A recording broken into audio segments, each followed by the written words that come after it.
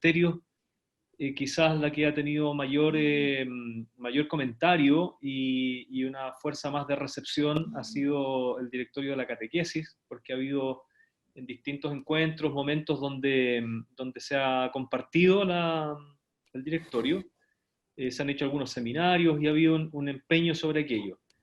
Ha habido un poco menos quizás sobre esta instrucción, y yo creo que por eso también es un momento muy pertinente para compartir sobre ello, ¿no?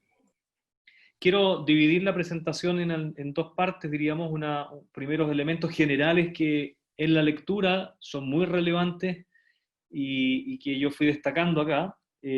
No siempre aparece con estos términos porque fui poniendo unos términos que podrían ayudarnos a nosotros a entrar en el contenido y en el conjunto de la instrucción, y después me dedico a tres aspectos que aparecen en la instrucción, una referida al diaconado, obviamente por la pertinencia de este momento, otra referido a los consejos económicos, que me pareció también muy relevante, y a los consejos pastorales.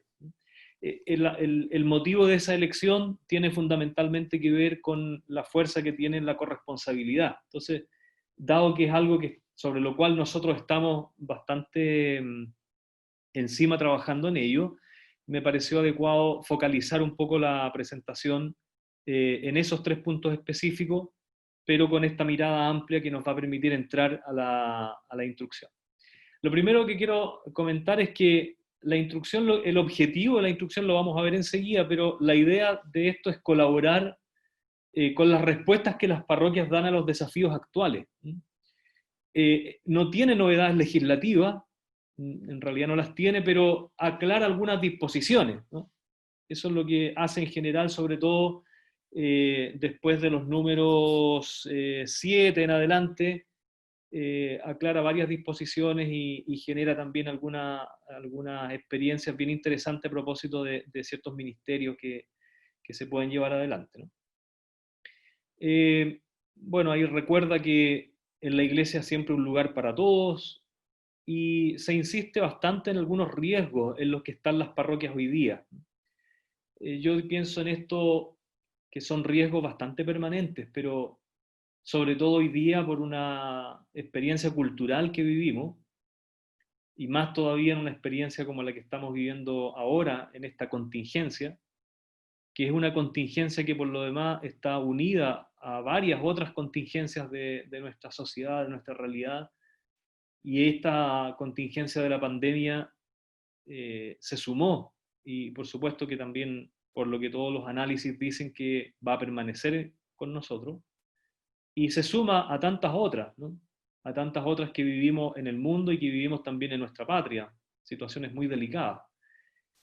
Pero fundamentalmente la instrucción nos ofrece entonces una motivación para impulsarnos en el camino de la renovación, de modo que también nosotros nos pongamos en marcha o fortalezcamos la marcha que ya hayamos comenzado de la renovación pastoral de nuestras parroquias.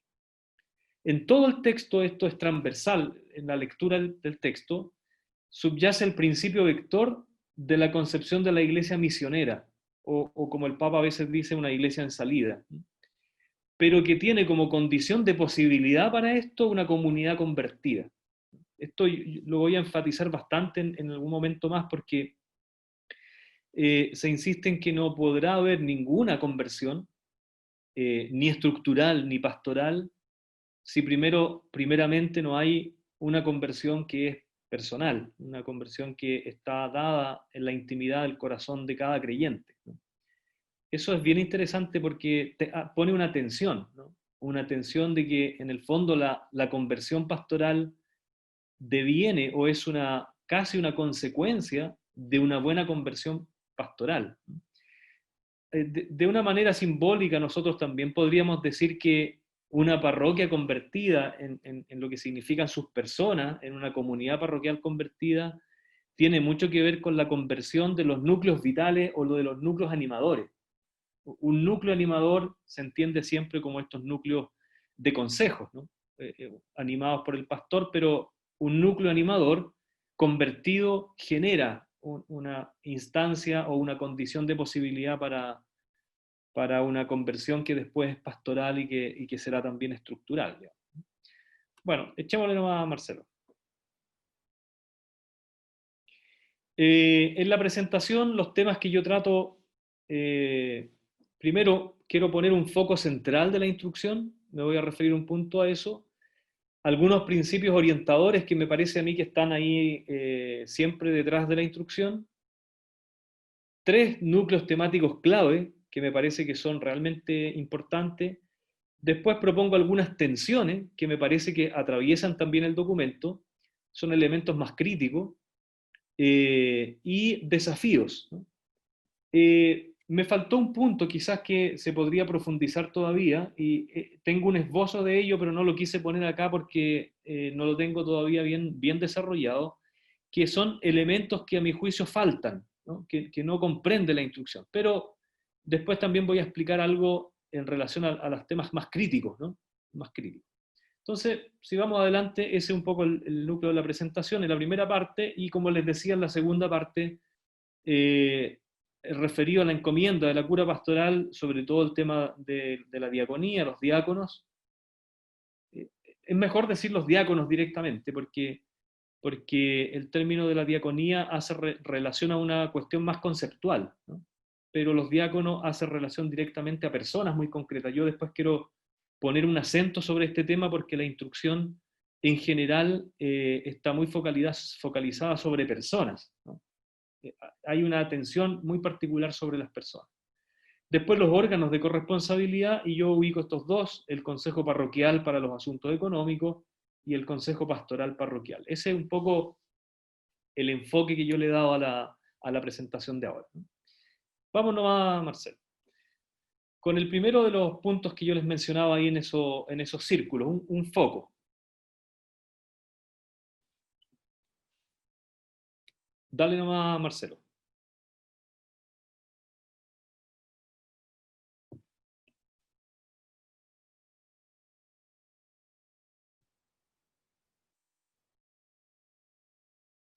Marcelo, no sé si cambiaste, pero yo no logro percibir la otra diapo.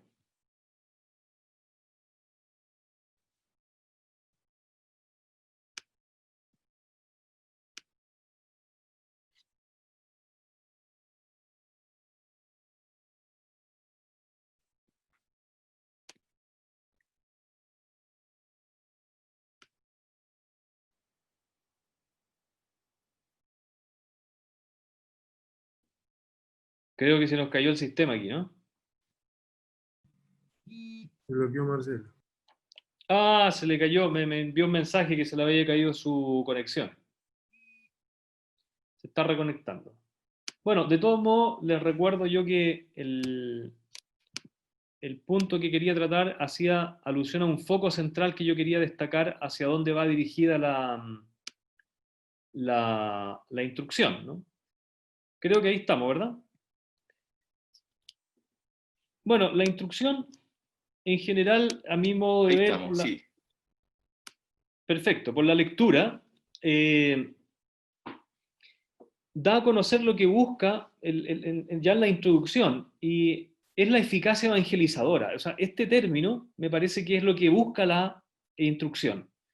Y lo busca de una manera tal que quiere lograr que las experiencias locales parroquiales se pongan en esta marcha de conversión, ¿no?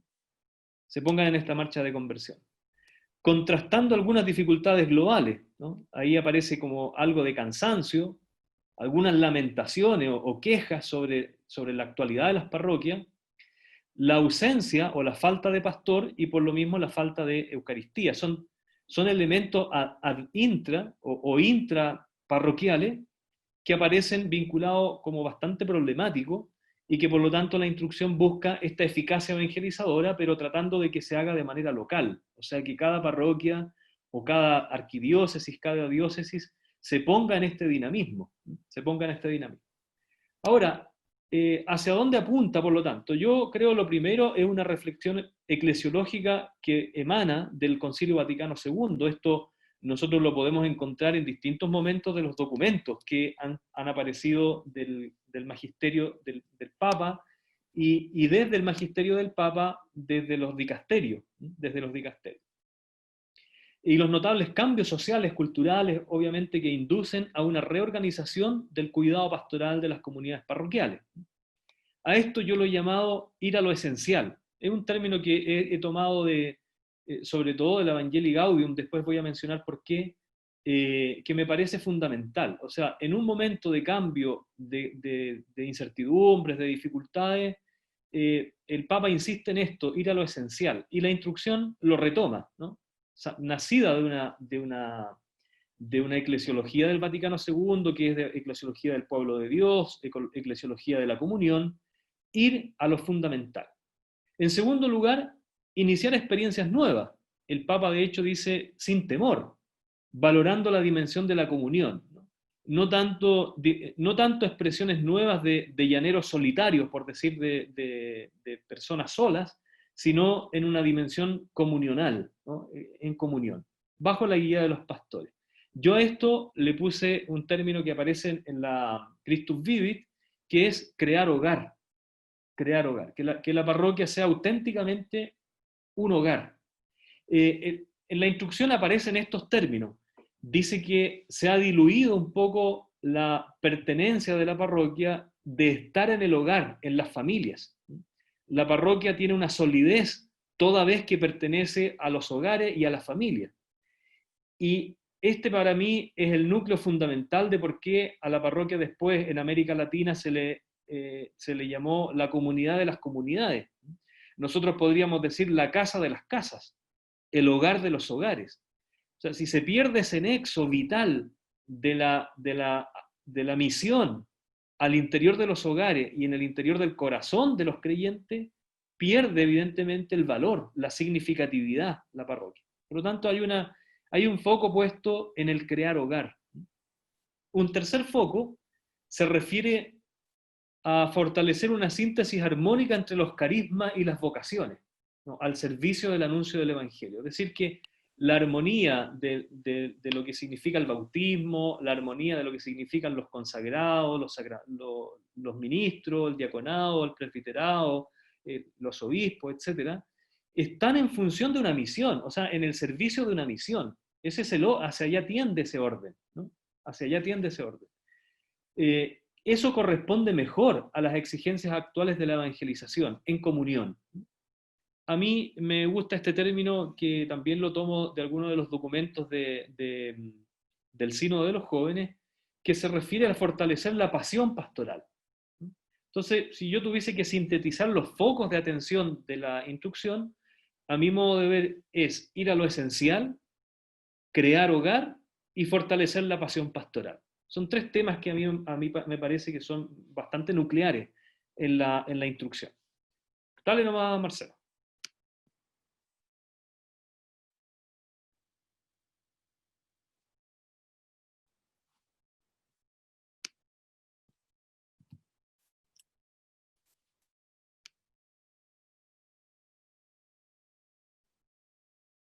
Bueno, veamos ahora algunos principios que orientan la instrucción.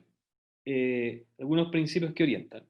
El primero de ellos, en una lectura de conjunto del contenido, se perciben principios orientadores, ¿no? Principios que orientan o que animan. Podríamos Ahí decir... debiera haber cambiado. Sí, cambió Marcelo.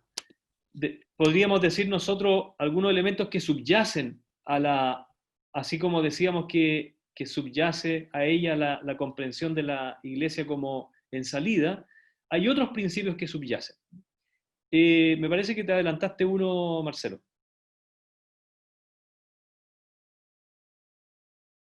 Si puedes volver, porfa, a la anterior.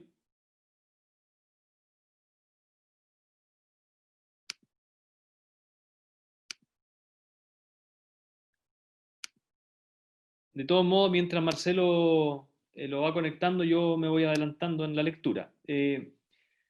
Un elemento que subyace al texto mismo es la atención de la lectura a la realidad sociocultural actual, ¿no? Esto es bastante insistente, yo diría, en la mayoría de los documentos que están dentro del magisterio del Papa y por supuesto que nacen dentro de su pontificado, es la lectura al contexto. Ahí aparecen varios elementos en el documento como la globalización, la era digital, las nuevas percepciones del espacio y del tiempo, muchas fracturas que existen en la sociedad, ¿no? Nosotros estamos viendo con tanta fuerza lo que significa la fractura social en nuestro país, pero esto no es solo una fractura social, es una fractura política, hay una fractura económica, estamos todavía en medio de fracturas eclesiales, o sea, la situación de la fractura a nivel cultural y a nivel social no es algo que nosotros podemos dejar pasar. Por lo tanto, es una atención a la mirada de la realidad que es necesario que nosotros tengamos, ¿no? Para lo cual es indispensable esta renovación pastoral de las parroquias. Aquí la instrucción habla de territorios existenciales, ¿no? Territorios existenciales, dado que si ustedes se acuerdan una expresión que usó el Papa antes sobre las periferias existenciales, ¿no? Más que periferias territoriales, dice él, es necesario ir a periferias existenciales, donde la existencia humana está herida, donde hay personas que están muy heridas, donde hay situaciones de vulneración, de marginación, que están en la frontera, no en la frontera física, sino en la frontera existencial humana, de un vacío, de una soledad, de una profunda aislamiento, en fin. Este mismo principio lo aplica la instrucción para hablar de que las parroquias hoy día, además de este territorio del principio territorial del derecho, de ahí yo lo voy a poner también como una tensión, existe un territorio existencial, agudizado por lo que implica hoy día una interconectividad. O sea, cualquier servicio hoy día que ustedes lo ven hoy día en las mismas parroquias donde ustedes participan seguramente, habrá muchos parroquianos que no son territorialmente de la parroquia o que participan de la vida sacramental, de la Eucaristía, en fin. Por eso es que pone una atención muy relevante sobre este tema. Los criterios también son muy claros, muy específicos. La palabra de Dios, la Eucaristía, la iniciación de la vida cristiana, la fraternidad, creo que son la cultura del encuentro, son criterios bastante permanentes, pero con una situación muy novedosa, muy novedosa. Un segundo principio, que yo lo grafiqué así un poco paradojalmente, pero es más bien para provocar ahí una reflexión, se refiere a la necesidad de tener en el corazón la mentalidad pastoral, una forma de vida parroquial como comunidad de comunidades, decíamos, ese es el término que usa la instrucción. Yo le pongo como hogar de hogares, que debe caracterizarse por algunos elementos, que es la inclusión, la atención y la evangelización a los más pobres, cuya renovación no será posible si no brota de una conversión personal, que es lo que decíamos al inicio, ¿no? Un tercer punto, y este punto yo quisiera comentarlo quizá un poquito más, por lo siguiente, subyace en todo el texto la lectura auténtica y original del magisterio del Papa, eh, particularmente de su fuente, que es Evangelii Gaudium, ¿no? Evangelii Gaudium tiene varios números que se refieren al tema de las parroquias que son retomados aquí en la instrucción. Ahí está, bueno, algunos como Evangelii Gaudium 14, 26, 63, que hacen alusión después se hace alusión después en esta instrucción. Pero, ¿por qué me quiero detener en esto? Porque leído bien a fondo el texto, eh, uno no puede leerlo separadamente de lo que ha emanado en el magisterio del tiempo del Papa. ¿Qué quiere decir, qué quiero decir con esto? Que es necesario que para leer la instrucción o para meterse al contenido de la instrucción de fondo o desde adentro, es necesario tener al menos una lectura de todo el magisterio pontificio.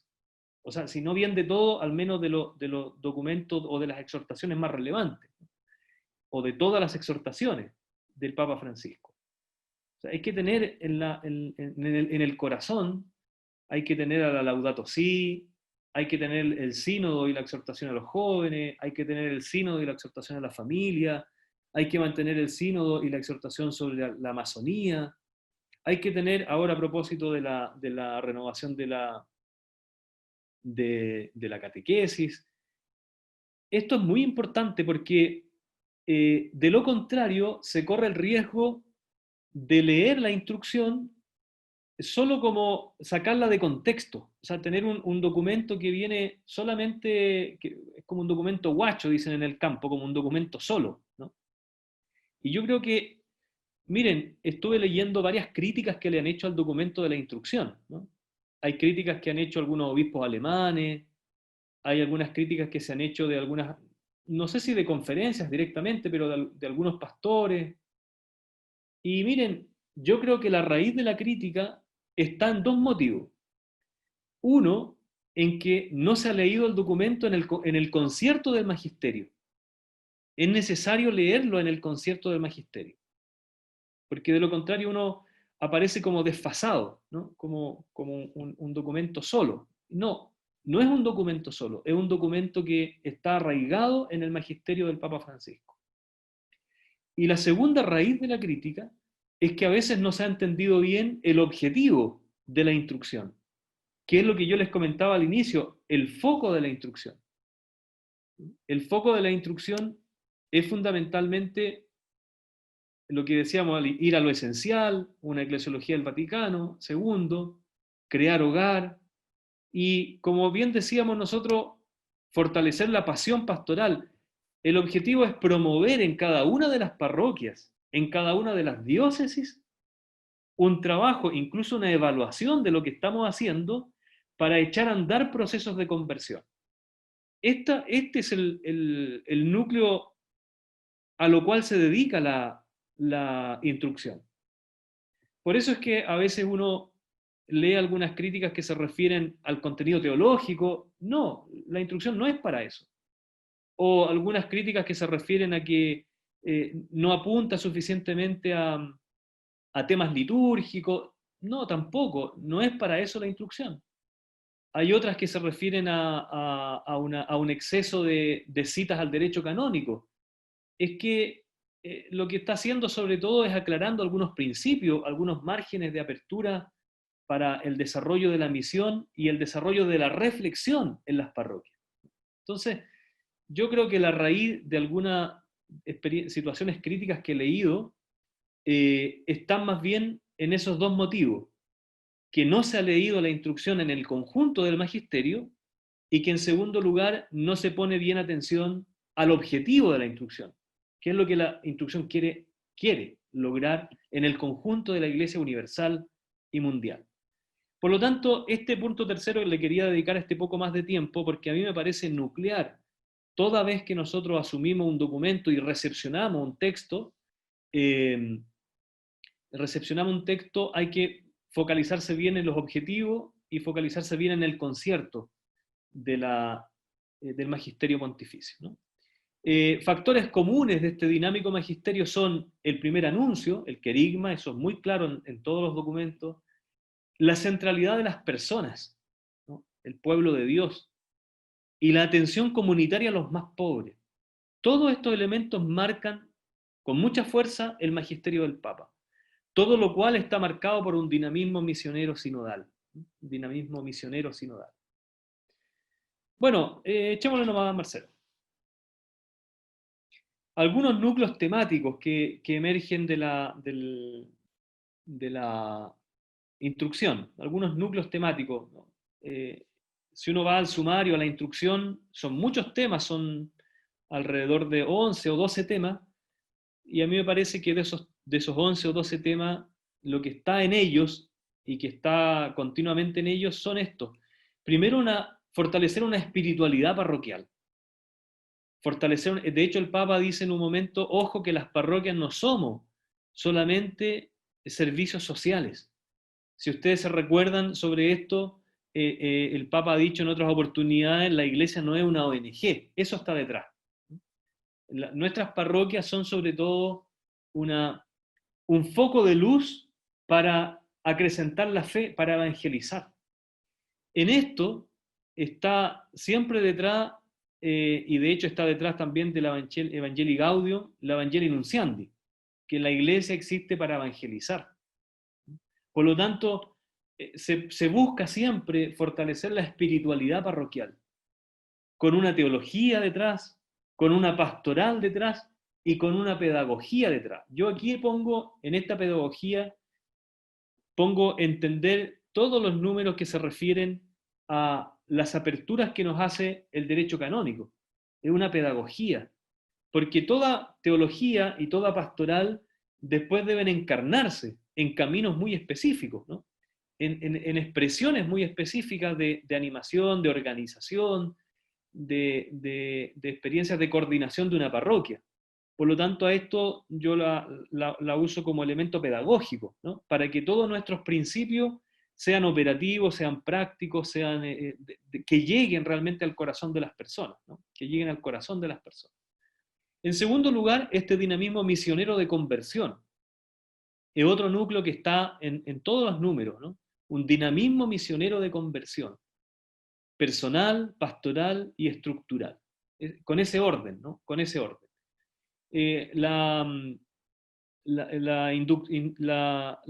Digamos, la instrucción parte hablando de la conversión pastoral, ¿no? Parte hablando de la conversión pastoral, pero hay un punto más abajo donde se refiere, creo que en el número 6, ya se refiere a la conversión de las personas a las estructuras, ya pone ese orden, pero parte hablando de lo pastoral. Yo creo que después se autocorrige, a mi modo de ver, se autocorrige al hecho de poner que es primero la conversión personal, ¿no?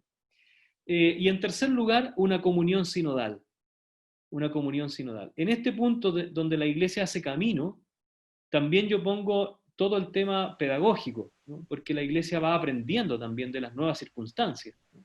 Y en este aprendizaje en el aprendizaje hay que ir adaptando las normas. O sea, las normas surgen para encauzar una experiencia que es ante todo evangelizadora. Y para que esa experiencia evangelizadora tenga carne, por decir de un modo, tenga una encarnación, es necesaria una pedagogía que se va haciendo en el desarrollo del camino que nosotros llamamos ahora sinodal. Esos núcleos temáticos están subyacentes en la encíclica y emergen en la instrucción y emergen en cada uno de sus números. Dale nomás, Marcelo. Algunas tensiones. Yo ya les comentaba algunos puntos críticos de la instrucción, que me parece que algunos tienen una justificación muy profunda en el contenido del texto y otros me parece que son más por una falta de lectura prolija, ¿no? Algunas tensiones. Se trata de tensiones que impulsan el desarrollo y el crecimiento, pero que superficialmente abordadas pueden llevar a profundas rupturas, ¿no? Pueden inducir a error, ¿no? Pueden inducir a horror. Hay una crítica, por ejemplo, que dice sí, enviaron desde Roma una instrucción y no hicieron una experiencia sinodal de preguntar. No, es que la instrucción no tiene ese objetivo. La instrucción quiere motivar a nuestras propias parroquias, quiere motivar a nuestras propias, dada la experiencia que existe ya en la congregación del clero, comprendiendo el universo de las parroquias a nivel mundial. Piensen ustedes que la diversidad que debe existir a nivel mundial debe ser tal amplia que lo que justamente el documento quiere es dar un impulso. Es dar un impulso, es decir, oye, pongamos atención a nuestro contexto, renovemos nuestra praxis evangelizadora, pongamos atención a las personas, a los agentes, y hagamos una experiencia de laboratorio parroquial, lo digo en el sentido pastoral, de laboratorio pastoral, para que veamos y evaluemos nuestras prácticas, evaluemos nuestra propia evangelización, ¿no? E incluso quiero poner con esto a una cita que hace Romano Guardini en un texto sobre la modernidad, que es un teólogo. Él dice, para que cristianicemos a nuestros cristianos, para que cristianicemos los cristianos, ¿no? El Papa Francisco, en la Evangelii Gaudium, en el número 14, retoma este argumento de Guardini, no lo cita, pero según lo que yo creo lo está leyendo a él. Él dice lo siguiente en la Evangelii Gaudium 14, dice, en la experiencia de la parroquia está la pastoral ordinaria que se dirige a los bautizados, pero que es necesario hacerla, una pastoral ordinaria a los bautizados, pero es necesaria también una pastoral que es a los bautizados que se alejan. Hay muchos bautizados que van tomando distancia No digo solo de la parroquia, pero de la experiencia cristiana.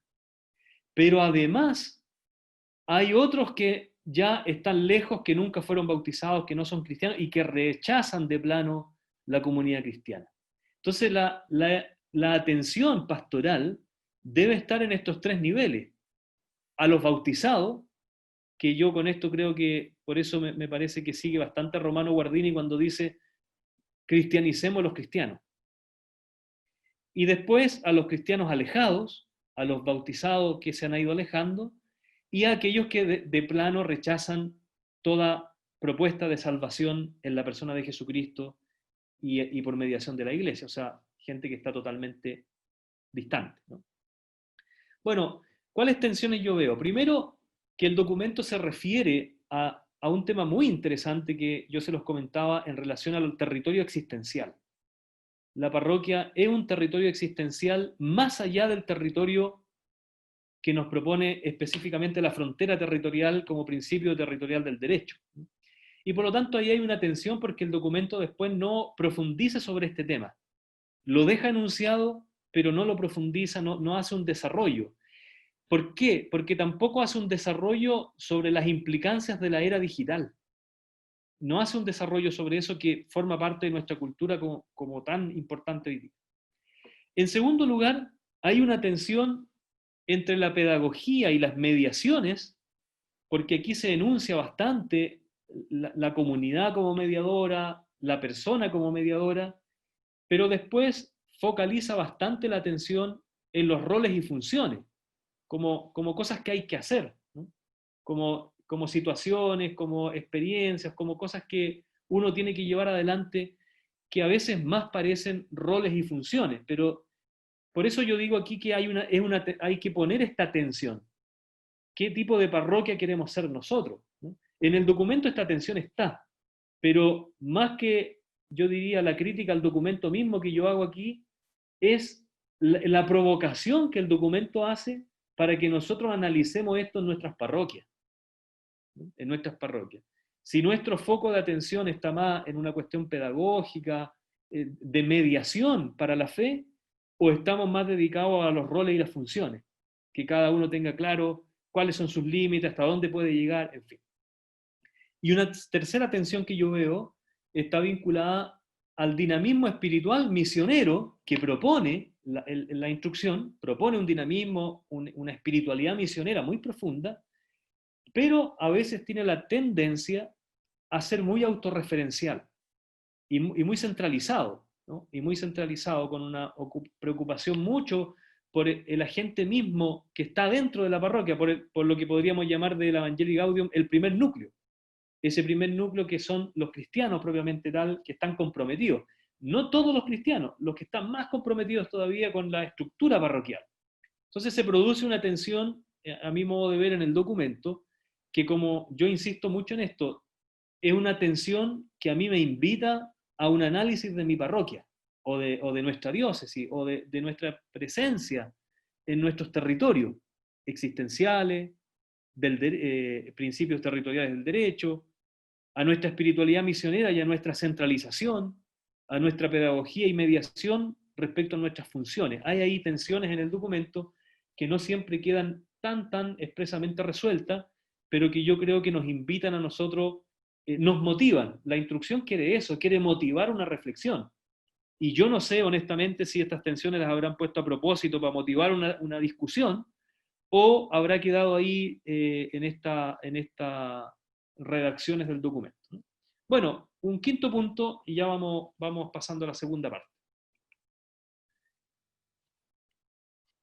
Los desafíos, los voy a enunciar, han emergido antes, ¿no? Desafíos que aparecen en la instrucción según la lectura que fuimos haciendo.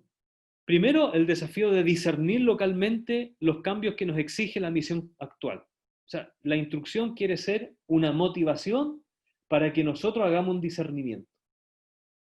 Para discernir es pertinente algunas condiciones de posibilidad, como son la fe, la comunión, la lectura atenta del contexto. Pongo estos desafíos mínimos porque a veces a veces uno podría quedarse solo en una lectura, diríamos así, sociológica de la realidad. No, el discernimiento es desde la fe, no es solo del análisis social, político, económico, de lo que ocurre en nuestra sociedad. Ese es un tipo de discernimiento que está a un nivel, pero nuestro discernimiento es sobre todo un discernimiento a la luz de la fe. Cultivar la sinodalidad no tanto como hitos o como reuniones, que a veces uno dice una reunión sinodal, no, la sinodalidad es todo un proceso, todo un camino que requiere muchos niveles, y requiere tiempo. Algo que el Papa también profundiza en la Evangelii Gaudium, la importancia del tiempo, la importancia de los procesos. La sinodalidad no es una reunión donde todos nos encontramos, no, es un proceso, un cambio. Centrar la misión de la parroquia en las personas y no tanto en las estructuras, en las personas.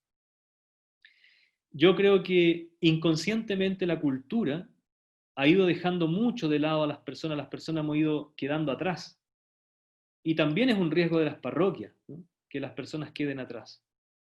Poner atención a una concepción de parroquia como agencia que otorga servicios, esas son palabras de la instrucción, y perder el centro de la comunidad misionera, el hogar que yo llamo, ¿no? En el que cada uno contribuye según su vocación.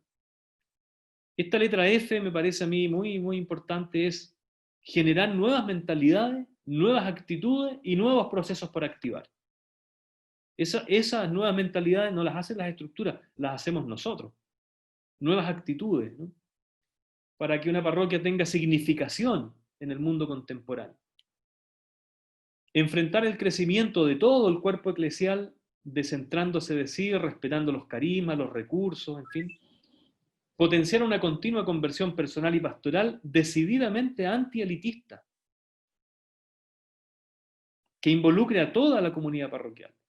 Este término antielitista lo usé de la carta que escribió el Papa al pueblo de Dios que camina en Chile, que peregrina en Chile, porque esto no es porque el Papa lo diga, o porque los pastores lo digan, o porque nosotros lo digamos, ya está terminado. No, porque esto es una mentalidad que es muy de fondo, ¿no? El elitismo y el antielitismo cristiano es algo que está muy enquistado en nuestro corazón, en nuestra mente, en nuestra manera de actuar, ¿no? Por lo tanto, yo creo que es necesario potenciarlo, ¿no? Potenciarlo continuamente, potenciar una conversión personal y pastoral decididamente antielitista, que involucre a toda la comunidad parroquial, en el caso de una unidad parroquial, pero en una capilla, en una experiencia pastoral de jóvenes, en fin. Mayor responsabilidad para no perdernos en administraciones y burocracia, ¿no? En fin. Dale nomás, Marcelo. Bueno, finalizo con 3 puntitos que quiero destacar. Primero, la encomienda de la cura pastoral, los diáconos, que es muy relevante, algunos temas que profundiza aquí. Dale nomás, Marcelo. A propósito que estamos en esto, es muy interesante lo que se dice en la instrucción sobre el tema diaconal. Primero, veo aquí varias esposas de ustedes, y es muy bonito, porque un punto que toca el tema aquí, en uno más adelante, es la vocación diaconal como una vocación familiar. Este punto como especificidad de la vocación del diácono. Es muy interesante ese punto que aparece en la instrucción. Bueno, algunas notas de profundización que hace el texto. Primero, de la especificidad, la cuestión del servicio. Hay un punto muy bonito que a mí me pareció muy relevante, donde el Papa dice que todo diácono es el custodio del servicio en la iglesia. El diácono es el custodio del servicio en la iglesia, del servicio a la palabra, del servicio al altar y del servicio a los pobres. O sea, miren la fuerza que le da el documento a la custodia, ¿no? A la custodia del ministerio diaconal puesto en torno a la custodia del servicio, en esos 3 puntos, ¿no? que son los puntos identitarios del diaconado. Ahora, el Papa también pone en guardia, están citando al Papa en algunos riesgos, ¿no? De ver el diaconado como a la mitad, dice el Papa, como entre mitad presbítero y a la mitad de los fieles. Y no, el Papa dice, hay una vocación específica, que es el diaconado. Ni a mitad de camino entre los curas y los laicos, ni a mitad de camino entre los pastores y los fieles. No, no es a mitad. Es completamente una vocación específica, familiar, al servicio y al custodio del servicio en la iglesia, al servicio en los 3 niveles. Dale nomás, Marcelo. Destaqué creo que otros 2 puntos más sobre el tema del diaconado que me parecieron muy relevantes. Échale nomás, Marcelo. Lo puedo ir adelantando porque yo tengo aquí la presentación. Mientras tanto se los adelanto. En 2 riesgos o 2 peligros que pone el documento. 2 tentaciones, ¿no? En el ministerio del diaconado. Uno, el clericalismo, que eso es un riesgo para todos, ¿no? Para toda la comunidad cristiana, es un riesgo, ¿no? Es un riesgo. Y en segundo lugar, el funcionalismo. El funcionalismo, es decir, mirar finalmente la vocación como una función en la iglesia. ¿Se acuerdan antes que hablábamos de esta tensión del funcionalismo? El funcionalismo también es laical, el funcionalismo también es presbiteral, el funcionalismo también es de los consagrados, también hay el riesgo del funcionalismo. Pero por eso lo ponen ahí como un riesgo, como si fuera una... Miren, quiero poner una anécdota con esto, ¿eh? ¿Dónde uno ve el funcionalismo? Esta es una anécdota que me la contó a mí un profesor que me pareció muy simbólica de lo cuando uno se hace funcional. La anécdota dice que había un acólito muy adolescente que empezó a trabajar en una parroquia, a servir a la parroquia, un acólito. Y bueno, los primeros días iba a hacer aseo. Iba a hacer aseo a la parroquia, a limpiar la capilla, qué sé yo. Y cada vez que entraba, hacía la reverencia al Santísimo Sacramento. Y entonces limpiaba y hacía la reverencia al Santísimo y pasaba, qué sé yo. Después de una semana, el acólito hacía una vez la reverencia nomás, cuando llegaba y cuando se iba. Entonces cuando llegaba, hacía la reverencia y después cuando se iba, hacía la reverencia. Después de un mes, el acólito no hacía nada. El acólito llegaba, limpiaba, le pasaba, abría el Santísimo, limpiaba el copón, daba lo mismo si había el cuerpo de Cristo, limpiaba, pasaba, cerraba, y ya no ninguna genuflexión de nada. Entonces, la disolución digamos, de la reverencia a lo sagrado es un signo de un funcionalismo. Cuando uno ya, no digo que hay que hacer lo que inicialmente hacía con tanto respeto el acólito, pero un ejemplo para verificar cómo efectivamente se puede diluir y transformar las cosas en una función, en algo que hago. ¿Saben lo que pasa con esto? Todas las profesiones, digamos, que tienen que ver con el trato con seres humanos, empieza de pronto una indiferencia. La indiferencia al dolor, la indiferencia a lo sagrado, la indiferencia a lo más genuino del respeto del prójimo, ¿no? Piensen ustedes en todas estas profesiones que se dedican a tener en mano todo el día el dolor, ¿no? Las heridas, algunos médicos que ya, a veces uno va al médico y ya no te escucha, te dice, ¿usted qué quiere? Ya, y pum, te tratan, es un funcionario, ese ya no es más un médico, ese ya no es más un médico, pero esto le puede pasar al presbítero, esto le puede pasar al diácono, esto le puede pasar a cualquier creyente, que ya uno va y tú te das cuenta que está haciendo una función, está haciendo una función. Bueno, son 2 tentaciones. Échale nomás, Marcelo. Por último, una precisión relevante sobre el sentido mismo de la vocación. Decíamos, es una vocación familiar que llama al servicio. Esta palabra es la clave para comprender el carisma del diaconado. El diácono es, por así decirlo, el custodio del servicio, lo que yo les comentaba antes. el servicio de la palabra, del altar y el servicio de los pobres. Bueno, ahí está un poco lo que yo quería comentarle a propósito de lo que dice la instrucción sobre el diaconado. Es muy bonito, pero no es muy bonito, es muy desafiante. Es muy desafiante. Vamos, Marcelo, adelante con los últimos dos temas. Que se refieren, los quise tomar porque se refieren al Consejo para Asuntos Económicos. ¿Por qué lo quise tomar? Porque me parece que responde encarnadamente a la colegialidad. A la colegialidad. Y a la necesidad de lo que nos exige nuestra realidad experiencial, cultural, de lo que nos exige hoy día la vida social, ¿no? Y también nuestra propia comunidad cristiana, el respeto de nuestra propia comunidad cristiana. El Consejo Parroquial para los Asuntos Económicos, ¿no? Y ahí pone varios números, es bien curioso, yo creo que la fuerza que le dan tiene que ver con esta idea de la colegialidad y con la idea de la comunión, ¿no? De la comunión. Pone un número del 101 al 106, yo, si aparece ahí después lo podemos ver, pero por mientras se los leo.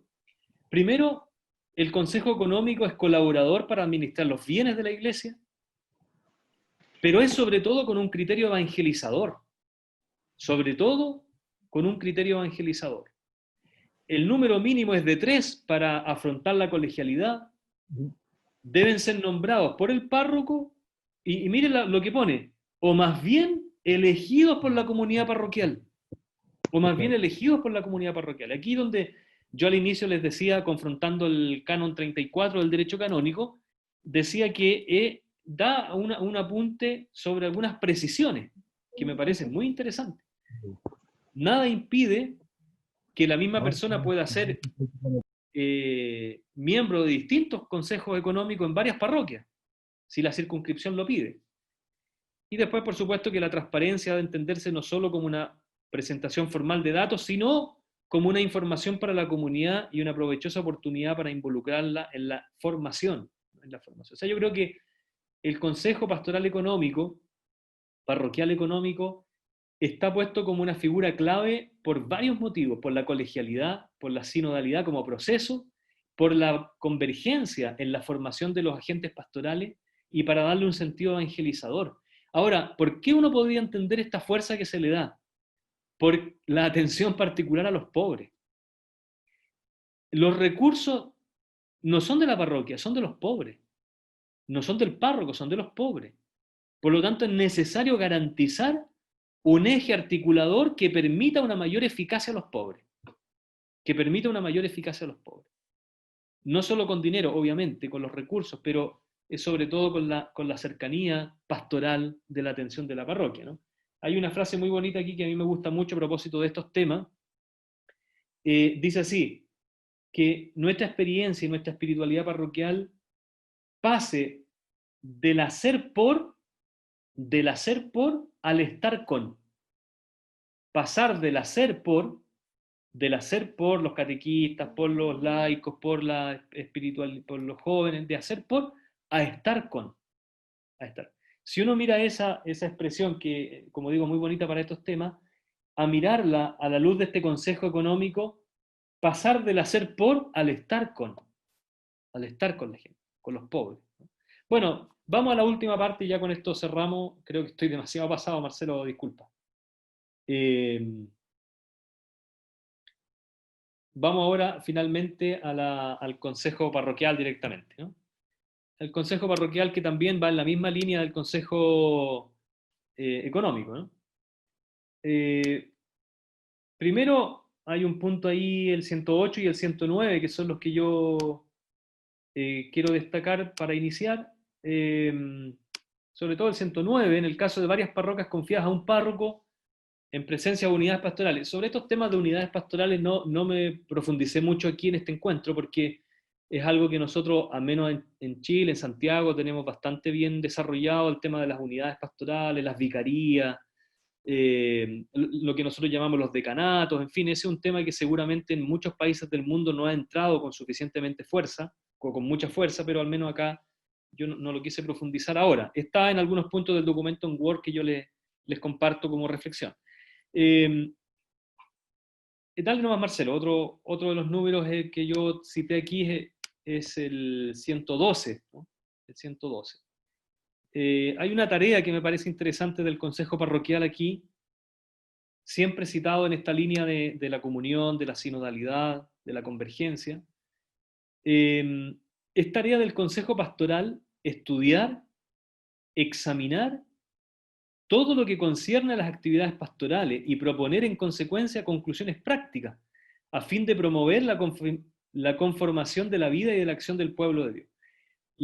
Diríamos, la misión del Consejo Parroquial es una misión, por decir así, triple, porque es, primero, hacer el sentido de la comunidad parroquial. Por eso es que el consejo idealmente elegido por la comunidad parroquial, que traiga el sentido de la comunidad parroquial, ¿no? Que traiga el sentido de la comunidad parroquial. Que a su vez, en segundo lugar, concretice cosas que uno tiene en la idea, porque a veces un equipo de pastoral puede tener muchas ideas para la parroquia, pero es necesario después que se encarnen, que se hagan vida, ¿no? Que se hagan vida. Y en tercer lugar es la imagen de esta parroquia que sobre todo está con los jóvenes, está con los ancianos, está en los hogares. Y eso no lo puede hacer una persona, lo tiene que hacer una experiencia comunitaria vital.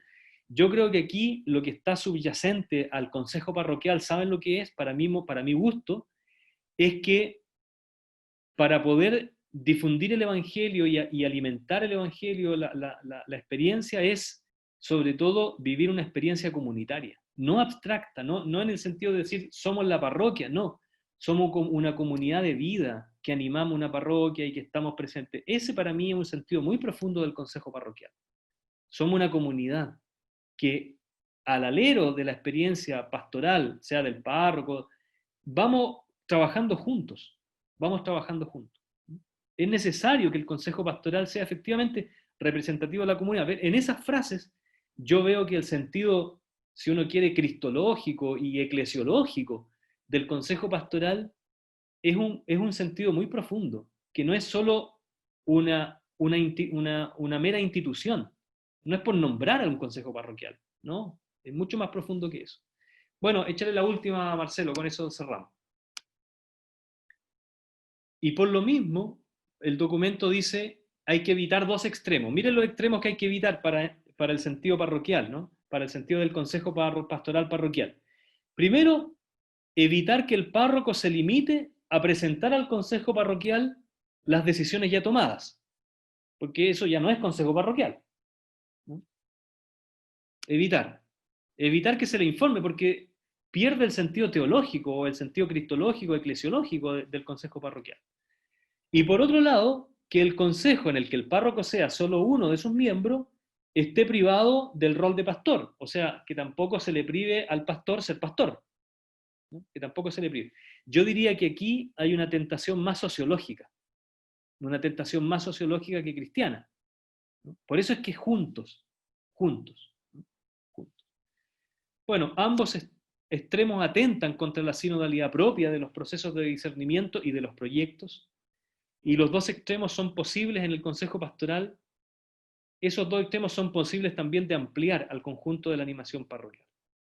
Bueno, les pido disculpas porque me demoré demasiado en presentar algo que yo quería haber sido mucho más sintético, pero que se los dejo también como reflexión a propósito de esta instrucción, que a mí me parece extraordinariamente motivadora, sea por las tensiones, sea por las propuestas, sea por lo que nos enriquece a discernir en nuestros consejos, en nuestras parroquias, en nuestro ambiente familiar, etc. Bueno, muchas gracias Marcelo y nuevamente mil disculpas.